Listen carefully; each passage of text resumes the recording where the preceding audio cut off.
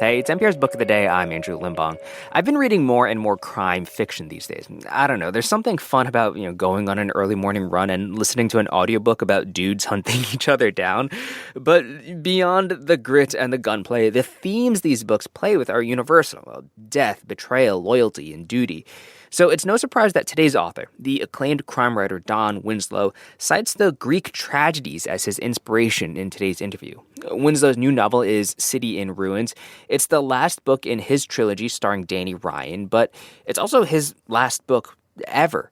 He talks to NPR's Scott Simon about retiring from the writing game after the break. Support for the following message come from LinkedIn Ads. With LinkedIn Ads, you can reach professionals relevant to your business. Target them by job title, industry, company, and more by launching your next campaign with a free $100 ad credit at linkedin.com/results. Terms and conditions apply. This message is brought to you by NPR sponsor Greenlight. This school year, help your kids learn how to save, invest, and spend wisely with Greenlight, a debit card and money app for families. Get your first month free at greenlight.com/NPR. Danny Ryan, who's been a Rhode Island mobster, dock worker, and fugitive from the law, is now a pillar of the community in Las Vegas. He's got a palatial home to which good citizens come to pay homage and enjoy his hospitality. He has a young son he loves, and the companionship, well, 3 times a week anyway, of an accomplished and compelling woman he respects. What could possibly go wrong? City in Ruins is the third and final novel in the best-selling Danny Ryan trilogy by Don Winslow. He joins us now from Julian, California. Thanks so much for being with us. Thanks for having me. I appreciate it. The book opens with an implosion. A famous old Las Vegas hotel, now owned by Danny Ryan, being brought down from the inside. Is implosion a kind of theme for Danny Ryan's life, too? Yeah, it sure is. Looking over the arc of these 3 books, I think we're looking at a certain kind of self-destruction with dynamite, if you will, or explosives that were laid many years earlier on a long fuse, to torture the metaphor. And so implosion's definitely a theme. In earlier books, Danny had used what I'll just refer to as ill-gotten gains from a criminal enterprise to buy his way into a respectable hotel and gaming enterprise. He's got a dream. In fact, a hotel, I guess it's called The Dream in Italian. It is, yep, Il Sogno. Tell us about this place he wants to bring into being. Well, he wants to bring into being a new kind of mega hotel where people walk in and it's literally a dream, with images shifting constantly on the walls of beauty and action and all kinds of things. And I think it's reflective of his own dream of trying to create a new kind of life for himself and for his son. What stands in the way? Well, a number of things. For one thing, this valuable piece of real estate that this old hotel sat on is critical to power on the Las Vegas Strip. And he basically undermines a rival in order to acquire it. And then it turns out that both Danny and this rival have mob ties from the past, that each of them is trying to escape and trying to leave behind him, and neither one of them can.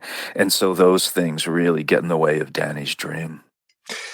You've written so many other books over the years, including Savages, The Force, The Cartel, bestsellers made into screen properties. What's kept you coming back to Danny Ryan?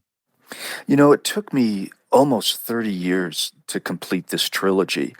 You know, it's funny, you look back on your life. When I started the Danny Ryan books, my now adult and married son was a toddler.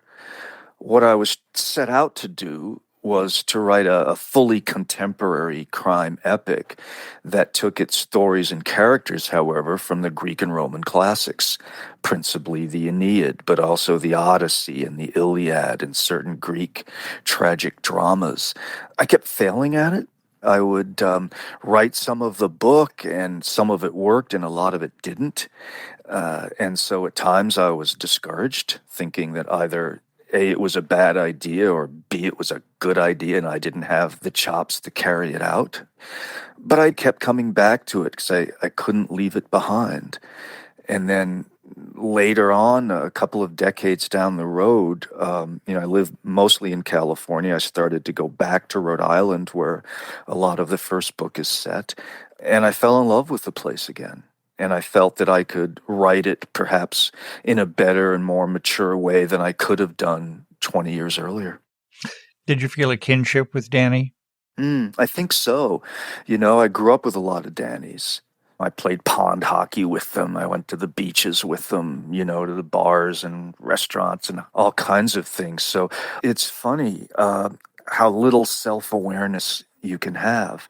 The second volume of this book, City of Dreams, is basically Danny wandering the country, trying to find a place to set his feet. I was deep into writing the third book before I looked back on the second book and realized how connected I was to Danny in that regard.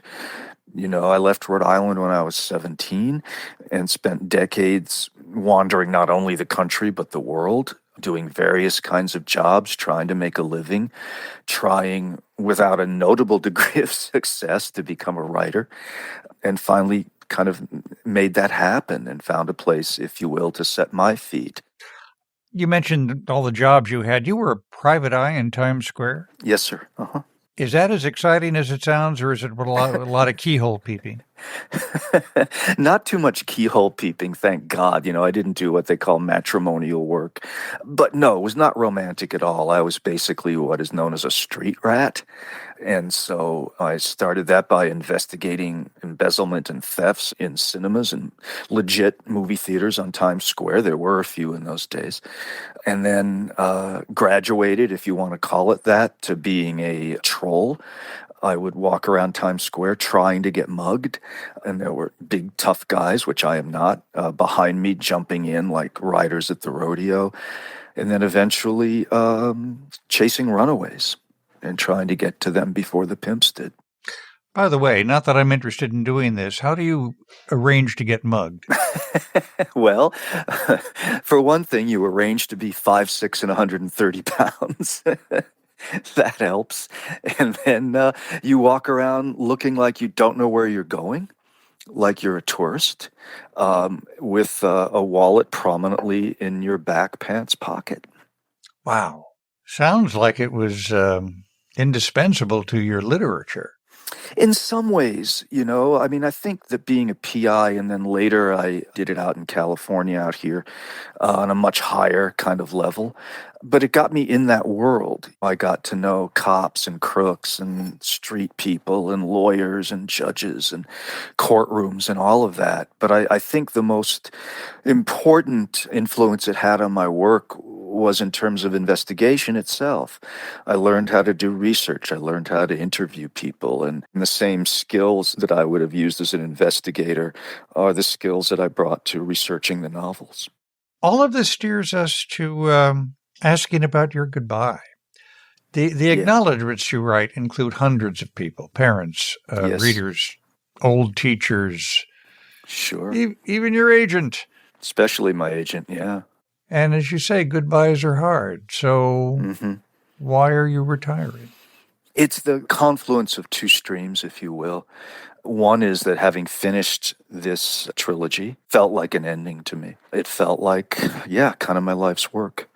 The second, though major stream and probably more important one, is that I just think that we're at a time in this country of crisis and a time where democracy is under a severe threat. And I think that the response to that needs to be more immediate than one can do in a novel. I'm not young, I'm 70. And I think whatever energies and time I have are better spent in that fight. Don Winslow is new and insists his last novel, City in Ruins. Thanks so much for being with us, and thanks for everything. Oh, thank you very much. That's gracious of you to say.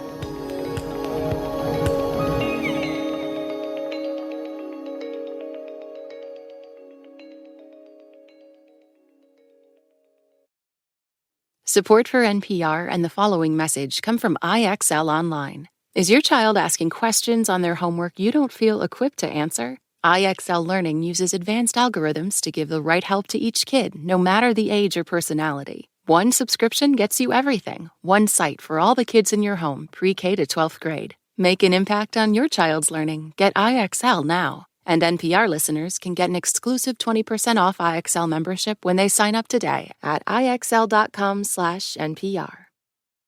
Support for NPR and the following message come from IXL Online. Is your child asking questions on their homework you don't feel equipped to answer? IXL Learning uses advanced algorithms to give the right help to each kid, no matter the age or personality. One subscription gets you everything. One site for all the kids in your home, pre-K to 12th grade. Make an impact on your child's learning. Get IXL now. And NPR listeners can get an exclusive 20% off IXL membership when they sign up today at IXL.com/NPR.